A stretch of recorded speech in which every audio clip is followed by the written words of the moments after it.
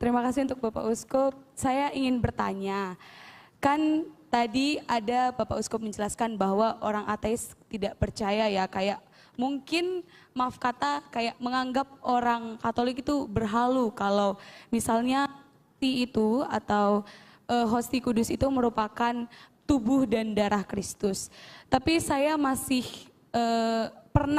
masih pernah menemukan bahwa orang Katolik sendiri pun hanya Katolik di KTP dan juga tidak percaya bahwa hosti kudus itu adalah tubuh dan darah Kristus sampai mungkin mereka dapat mempengaruhi yang lainnya. Mungkin bagaimana tanggapan untuk dari Bapak Uskup tentang orang Katolik yang tidak percaya bahwa hosti kudus itu adalah tubuh dan darah Kristus. Terima kasih. Oke, pertama mungkin Bapak Uskup Ya, tadi pertama yang orang tidak orang percaya Katolik itu ya. meragukan Ekaristi. Ya. Mungkin silakan. Nah, memang itu sangat kasihan sekali kalau ada seorang Katolik meragukan perayaan hosti itu menjadi tubuh Kristus dan anggur menjadi darah Kristus. Kasihan sekali, ya. Karena justru iman itulah disebutnya perayaan Ekaristi itu sumber dan puncak iman Katolik. Ya. Kalau sumbernya saja kita tidak percaya, bagaimana? Maka tadi disebut takut-takut ya. Takut-takut itu karena dia sumbernya saja tidak punya. Ya. Kasihan sekali. Jadi walaupun kita percaya atau tidak percaya, tubuh Kristus tetaplah tubuh Kristus. Jadi tubuh Kristus itu tidak dipengaruhi oleh kepercayaan seseorang. Begitu dikonsekrasi oleh imam, maka hosti berubah menjadi tubuh Kristus. Ada banyak mujizat. Ada buku kumpulan mujizat berisi 60-an mujizat yang dikumpulkan oleh Carlo Acutis. Pernah dengar Carlo Acutis ya? Carlo Acutis adalah seorang remaja berusia 15 tahun. Sejak komuni pertama ia selalu pergi ke gereja pagi dan menyambut komuni. Sejak itu ya, menyambut komuni dan apa yang dihasilkan karena dia begitu percaya kepada perayaan Ekaristi pada Yesus. Hasilnya apa? Menggerakkan dia juga untuk berbagi kepada orang miskin. Dia selalu memberi roti, membeli makanan kepada orang miskin. Pada usia, maka komuni usia berapa? 9, 10? Seperti itu ya. Maka bayangkan, umur 9 Carlo Acutis sudah melakukan itu. Sayang, maka ia bakatnya luar biasa dalam internet. Ya. Perayaan Ekaristi menjadi devosinya dan kemampuan untuk internet dia abdikan untuk mengumpulkan mujizat-mujizat Ekaristi. Luar biasa. Ada banyak sebenarnya kisah tentang mujizat Ekaristi ya. Perubahan tentang. Ada orang juga yang misalnya tidak percaya pada hosti itu, ya. Kalian jangan coba-coba, ya. Ada yang tidak percaya, ada orang yang menusuknya keluarlah darah. Salah satu mujizat, ya.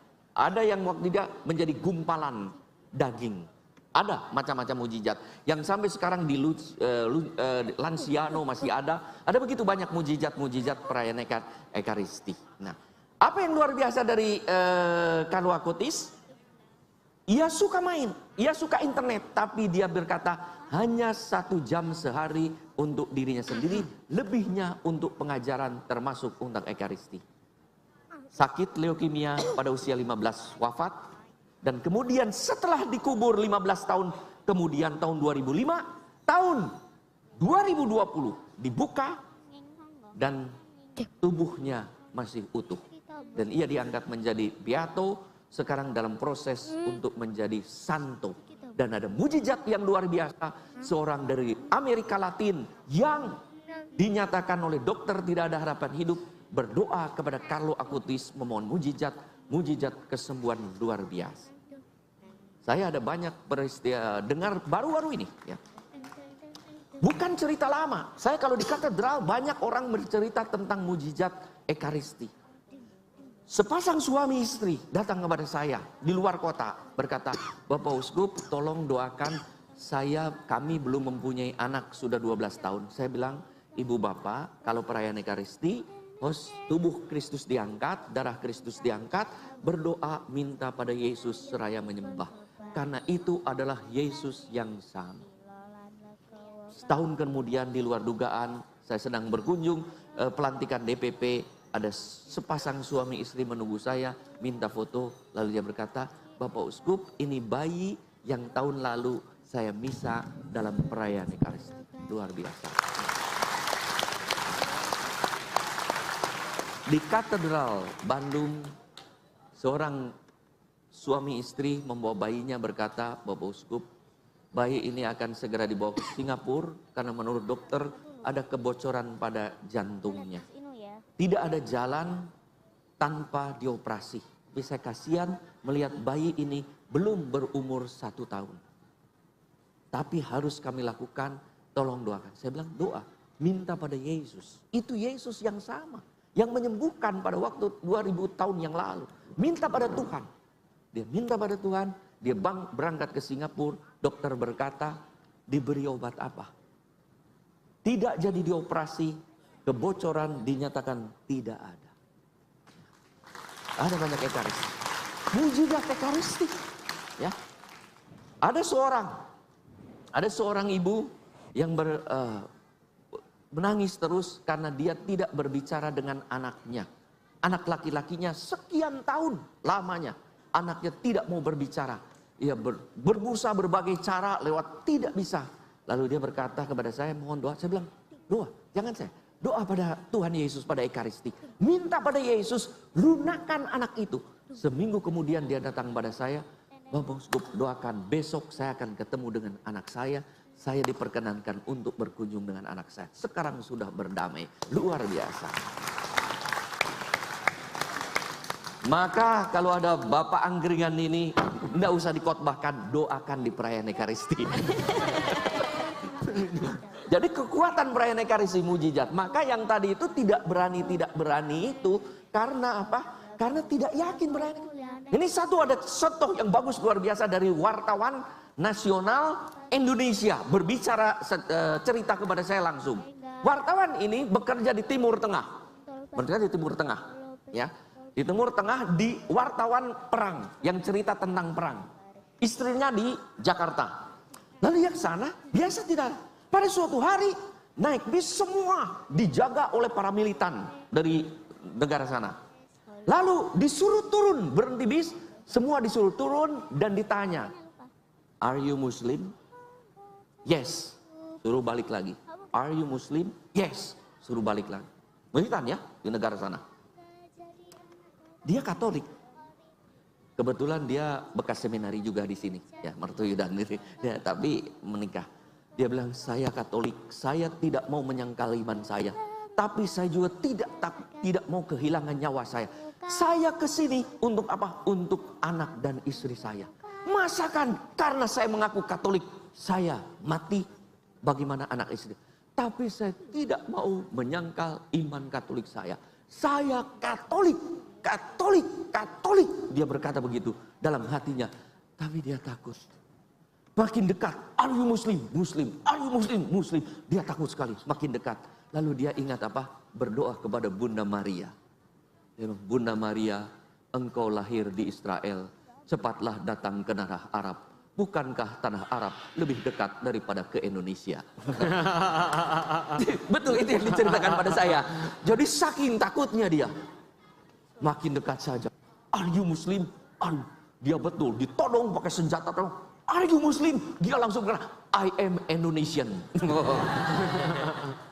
Kaget yang membawa pistol. Dia bilang, Indonesian? Dia bilang, hey, he is our friends. Dipeluk. Dikira semua orang Indonesia itu Muslim. Selamat. Itu apa? Roh Kudus. Yesus berpesan kepada kita, jangan takut di hadapan para pemimpin, bahkan di muka pengadilan, Bapamu sendiri akan berbicara kepada kamu. Kalau kita percaya. Mau jadi pastor? Luar biasa. Banyak berdoa sejak saat ini. Ya, rendah hati. Siapa lagi yang mau jadi pastor? Ayo ngacung. Nah, bagus. Siapa yang mau jadi pastor? Ya.